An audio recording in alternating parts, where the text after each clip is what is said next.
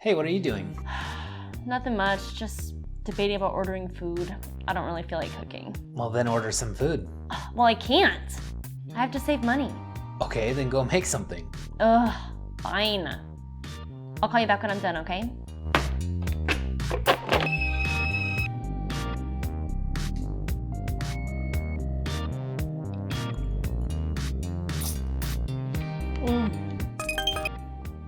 Hello? Hey, what's up? Oh, I thought you were cooking. Yeah, I did. It was brutal. But you're done already? Yeah, sorry it took so long. I was making ramen. It only took like 5 minutes. Is that what you were procrastinating about? Ugh, yeah, I know, right? Cooking. Yeah, but you're done already. I know. Thank God, I can finally relax. No, but I'm saying it went by... Hey guys, welcome back to Easy Breezy Vegan, where I make veganism easy breezy to digest. Now, we're all spending a lot more time at home than we're used to, and that means more home-cooked meals, which is great, but sometimes home cooking is the last thing that you want to do. So we end up reaching for the takeout menu or for some convenience food. But what convenience foods are even good? Today, I'll help answer that question by putting 5 different vegan ramen noodle cups to the test. Which ones have the best flavor, the best textures, and which ones offer the best bang for your buck? Before we get to tasting, make sure to hit that like button and don't forget to subscribe and hit that notification bell as well so you can stay up to date with all the easy breezy things. At the end of the video, I'll be rating all of the ramens on a scale of 1 to 5 and revealing which one I think comes out on top. This rating will rely most heavily on flavor and texture, but price and amount of food in each cup will also come into play. Now let's get to eating. Alright, first up we have Mike's Mighty Good Vegetarian Vegetable Ramen Soup. This ramen costs $2 for a 1.9 ounce cup, which comes out to $1.05 per ounce, but let's see how it tastes. So I didn't add like any salt or any seasoning to this at all, and I think that the flavor of the broth is actually like pretty flavorful, and it does say that it has an insanely rich broth, and I don't think that they're lying. It is, compared to other ramens that I have tried in the past, like fairly seasoned without having to add any of your own seasonings. One thing that I noticed is that this is a really small portion. If you're looking to have a meal, I don't really think that this would suffice. I think that this is more like a snack size cup of ramen. Also, not something that really bothers me, but it might bother other people. When I put in the seasoning vegetable packet, there was no vegetables. And I mean, this is called vegetable ramen soup, so you would expect there to be some vegetables. Not important to me because I'm not really eating ramen for the vegetable benefits that I could get from it, but I do know that some people enjoy the vegetables that are in ramen. So if that's you, if you enjoy the vegetables that come in ramen, then this one might not be the best one for you because there were none. But again, very flavorful, the flavor's awesome, and the texture's great, so very good. Next up, we have Top Ramen soy sauce flavor. And this ramen is probably the most accessible ramen since it's a really common brand and it's available in most major grocery stores. It also only costs 79 cents for a 3.1 ounce serving, so it costs about 25 cents per ounce. So this ramen just seems to be really cost effective, but how is it gonna affect my mouth? Let's find out. So right off the bat, this soup, it tastes good. Like the flavor's good and the texture is good. The only thing is that it's slightly bland. Like the flavor is there and it's good, but I just wish that there was a little bit more of the flavor. If I was gonna be eating this, I would probably be adding like some hot sauce, some garlic powder, some onion powder, and maybe some soy sauce or something. Just something to spruce it up a little bit and give it a little bit more of a punch because it is rather mild, which makes sense because I'm sure kids eat this a lot and stuff, so you know, they don't necessarily want a lot of spice all the times. Also, the serving size on this is fairly large, so it could actually be like a small meal that you might bring to work or that you might just have in the middle of the day to hold you over till, you know, dinner or something. This ramen actually has vegetables in it, so I don't know if you could see that. But they're actually fairly good sizes of vegetables too. Like the chunks of carrots are like actually there. They're not super tiny or anything. Also, this ramen is just so cheap that you really can't beat the price. So if you're on a budget and you need to have some ramen stuck in your cupboard, like this one would definitely be the most budget friendly. So it definitely has that going for it, and overall it's really not bad. And now we're gonna try Dr. McGoogle's vegan ramen chicken flavor. This one is $1.39 for a 1.8 ounce cup, so that's about 77 cents per ounce. But let's go ahead and see how it tastes.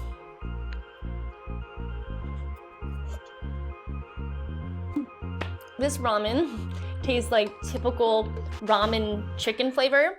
So that's good. It's what you'd expect, and it's pretty nostalgic in that sense. The only thing is that the flavor is a little bit bland. One thing that I noticed as well is that the noodles are a little bit chewy. That could be because I should have put it back in the microwave for a little bit longer or something. It could also be because these noodles do look a little bit thicker than the other ramen noodles, so maybe they just take a little bit longer to cook. Also, it could be that they are using organic noodles, so for whatever reason, like maybe they just take a little bit longer to cook. But that is something that is cool about this ramen, is that they use organic noodles, and they are also a part of the Sustainable Forestry Initiative. So all of the packaging comes from responsibly managed forests. So that's kind of cool. It seems like they're just trying to be like responsible with their product. And then also there are vegetables. So if vegetables are something that's important to you in your ramen, then this one has some.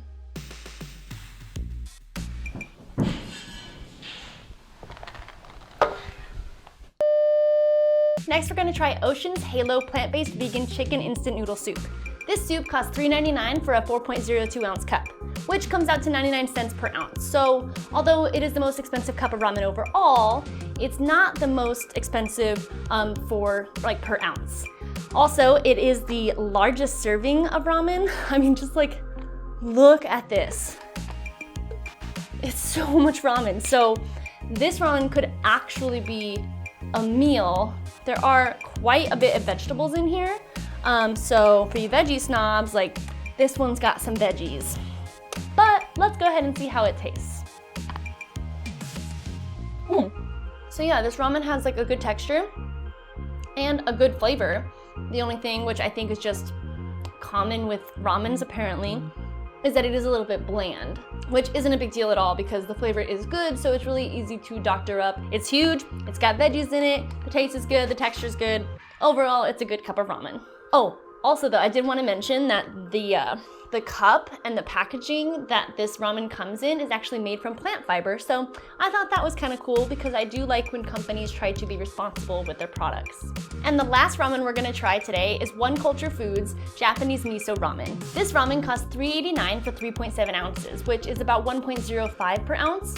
Right off the bat, I do have to mention that it says 4.2 ounces on here, but I kind of feel it was a little bit deceiving only because the noodles in the package were the only ones that came wet.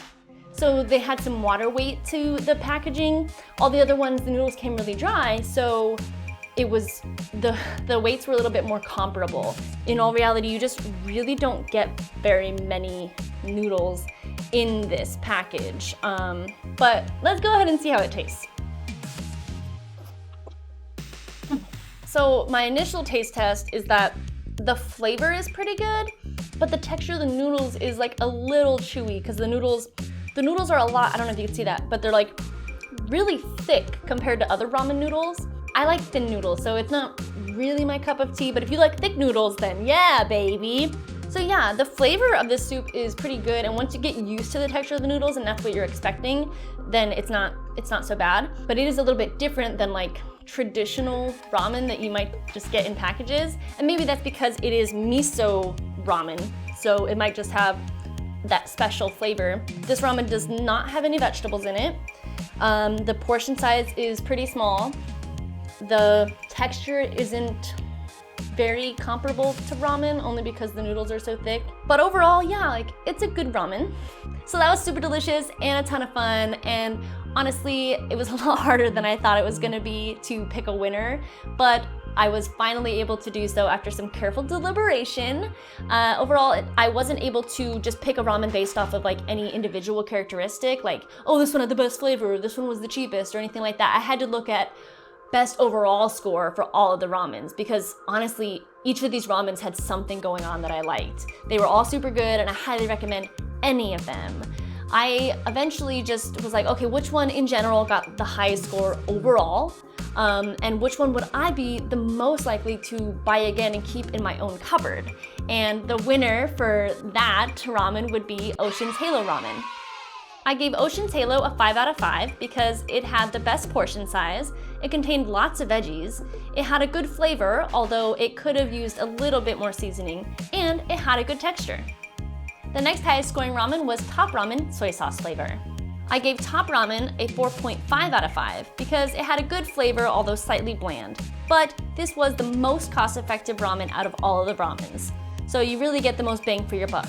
It also had a good portion size, there were lots of veggies, and it's really easily available and accessible in all kinds of grocery stores.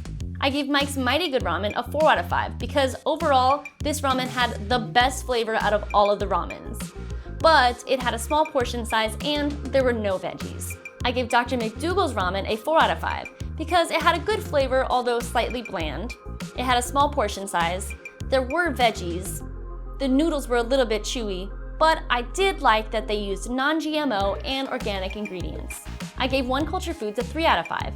This ramen had the most unique flavor profile out of all the ramens. And I did enjoy the flavor, but it had a small portion size, there were no veggies, and it had an unexpected texture of the noodles. I just want to say again that I did enjoy all of these ramens, and I highly recommend trying any of them. Hopefully this video was able to help you decide which ramen you want to keep stocked in your cupboard. Let me know which ramen is your favorite in the comments below, even if it's a ramen that I didn't try today. Don't forget to like and subscribe, and make sure to take it easy breezy and be vegan. Thank you so much for watching. Bye!